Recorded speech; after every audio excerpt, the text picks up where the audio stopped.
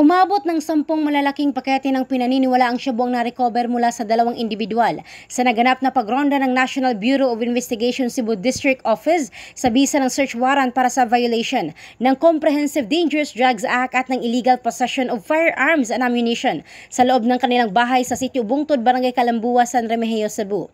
Ayon kay Arnel Pura ng NBI Cebu, nakuha mula sa mga naarestong sina Leo Monte Alto, 45 anyos at ng kanyang assistant na si Richel Sadambanga 33 anyos ang naturang mga illegal na droga na may bigat na 500 grams at may 4 million pesos na street value.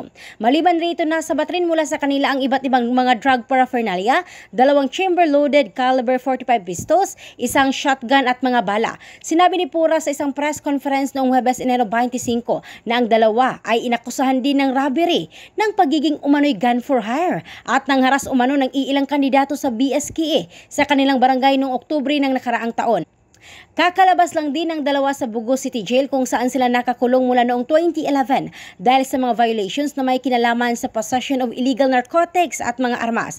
Gayunman, dagdag ni Pura na sinabi ng isang source na bumalik ang dalawa sa kanilang illegal na gawain dahil dito isinailalim sila sa monitoring ng NBI sa loob ng isang buwan. Bukod sa dalawang drug suspect, 10 katao pa na pinaniniwalaan ng NBI na customer nila ang inaresto at isinailalim sa drug test. Dalawa sa kanila na nagpositibo ay nakakulong para sa questioning, habang ang natitirang 8 na nagnegatibo ay pinakawalan pagkatapos.